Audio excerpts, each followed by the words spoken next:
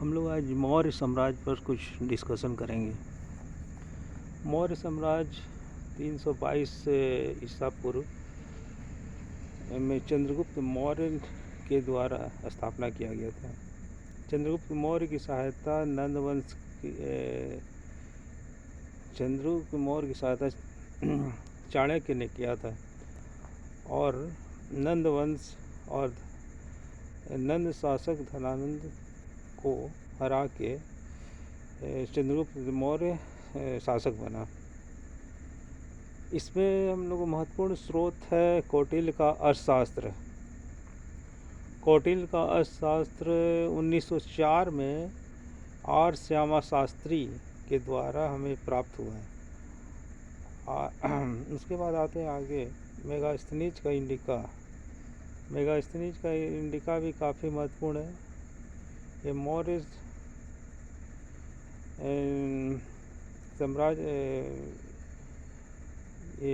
साम्राज्य में सेल्यूकस का राजदूत बनकर आया था मेगास्थनीज, और वो जितना यहाँ के सामाजिक स्थिति के बारे में देखा उसका वर्णन किया है।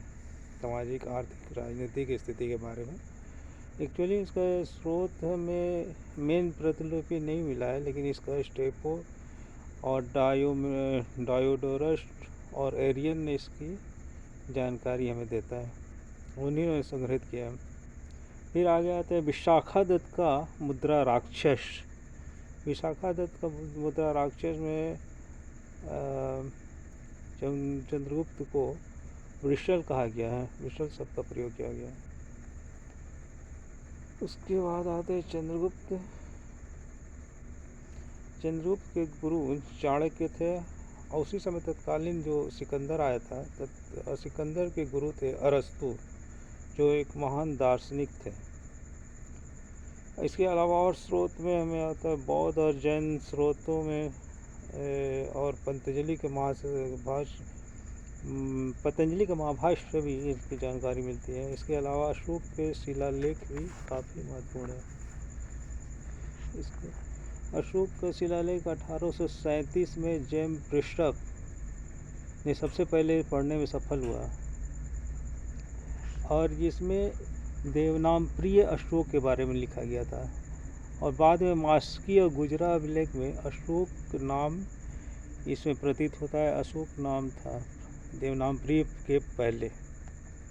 और इसके अलावा रुद्रदामन का जूनागढ़ अभिलेख से भी हमें जानकारी मिलती है। यह 150 एडी में ये समय काल था। फिर आते चंद्रगुप्त 25 साल की उम्र में ही राजा बना, और इसमें चाणक्य ने उनकी बहुत बड़ी भूमिका थी। चाणक्य, कौटिल्य उनका नाम था। यूनानी लेखकों ने सेंटोकोटस का नाम जो दिया है, वो विलियम जोन्स ने उन्हीं को कहा है कि चंद्रगुप्त मौर्य का ही नाम था। फिर बिंदुसार, इसके बाद आते हैं आगे चंद्रगुप्त मौर्य भद्रबाहु के साथ स्वर्णवेल गोला चले गए बिंदुसार को गद्दी पर बैठा के। फिर आते बिंदुसार के बारे में बोला है आगे।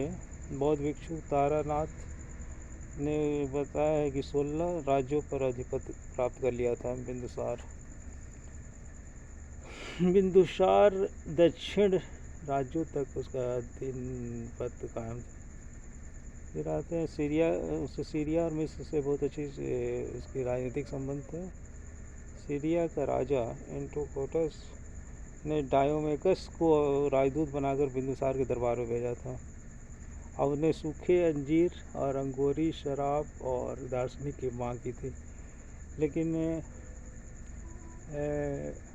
सीरिया के राजा ने दार्शनिकों को भेजने से मना कर दिया। उन्होंने कहा कि दार्शनिकों का व्यापार हम नहीं करते हैं।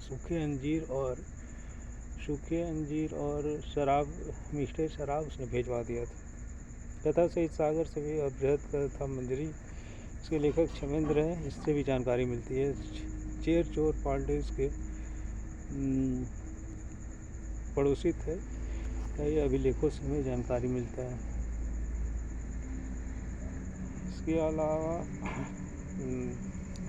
सेल्यूकस की पुत्री से चंद्रगुप्त ने विवाह किया था, इसकी हमें जानकारी मिलती है। फिर कश्मीर के राजतरंगिणी से भी इसकी कुछ जानकारी हमें मिला है। फिर आगे हम आते हैं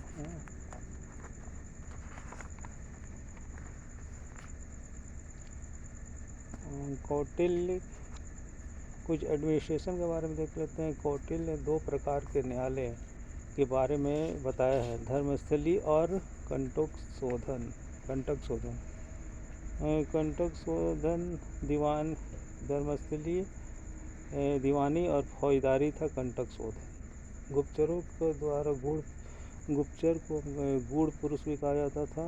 पुराने और पूरा साम्राज्य 4 प्रांतों में विभक्त था। से था उत्तरापथ की राजधानी तक्षशिला थी। अवंतीगढ़ का राजधानी था उज्जैन। दक्षिणापथ की राजधानी था स्वर्णगिरी और कलिंग का तोसली। प्लिनी में बताता है कि मौर्य सेना में 6 लाख पैदल सैनिक और 30,000 हाथी था और 1/4 भूमि कर लिया जाता था। मेगास्थनी ने लिखा है कि भारत में महाजनी, सूदखोरी और दास प्रथा नहीं थी, लेकिन कौटिल्य ने कहा है कि कौटिल्य का अर्थशास्त्र से पता चलता है कि यहाँ पे महाजनी, सूदखोरी थी और दास प्रथा भी था। लेकिन मेगास्थनी ने यूनान में जो देखा था कट्टर और दासों के साथ बहुत ही गलत व्यवहार किया जाता था, जितनी कठोरता से किया जाता था वो भारत में उतना नहीं था, इसलिए उसे ऐसा प्रतीत होता है कि यहाँ पे नहीं था। और इसके अलावा हम लोग अशोक पे नेक्स्ट चैप्टर में बात करेंगे। Thank you very much.